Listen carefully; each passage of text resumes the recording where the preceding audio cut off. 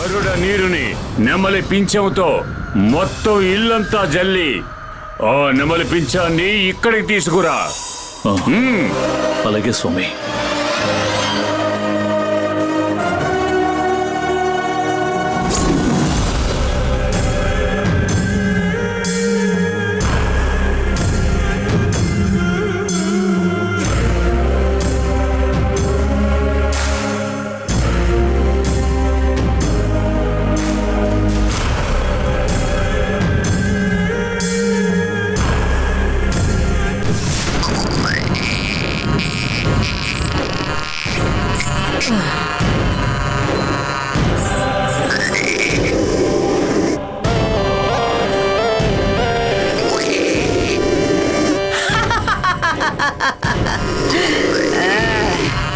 ఇక ఇదే నీ లోకం నందిని.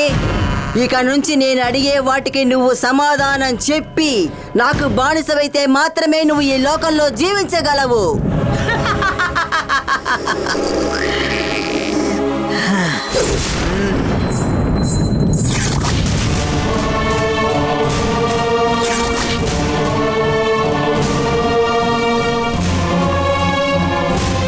స్వామి, మీరు చెప్పినట్టే చేశాను స్వామి.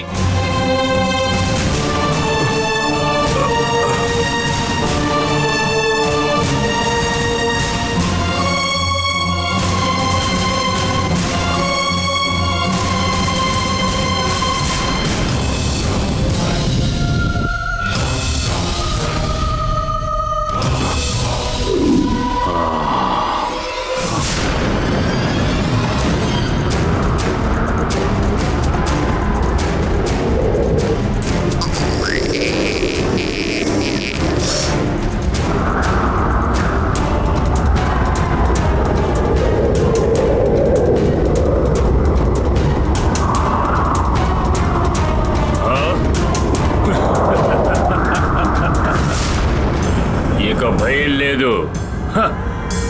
మనల్ని ఎదిరించిన శక్తిని దారిదారిలోనే వెళ్లి దాన్ని బంధించడమే మన ప్రతిభ.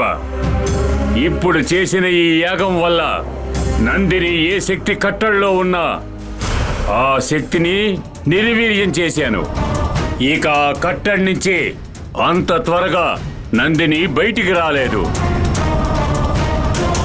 ఇక అమావాస్య రోజు తప్ప ఆ నందిని దాని శక్తిని బయటపడడం వీలు కాదు. అలా చెయ్యాలంటే ఇప్పుడున్న కట్టడిని తెంచుకొని తీరాలి. కానీ ఇప్పుడున్న కట్టడి నుంచి బయటికి రావడానికి నేను ఒప్పుకోను. దాన్ని ఎవరు కట్టడి చేసినా వాళ్ళ మంత్రాలకి అది లొంగదు. దాన్ని మెల్లమెల్లగా నా కట్టడిలోకి రప్పిస్తాను. నేను చేసేది దాన్ని కట్టడి చేసిన ఆ శక్తికి కూడా తెలియదు. స్వామి, అయితే ఇక మీదేం భయం లేదు కదా స్వామి? నందిని వల్ల మాత్రం లేదు. ఇక మీదట ప్రశాంతంగా ఉండండి. నందిని సంగతి నేను చూసుకుంటాను. ఒక విధంగా సమస్య పరిష్కారమైనట్టుగా. నేను ఇక మీదటే పని ప్రారంభించాలి.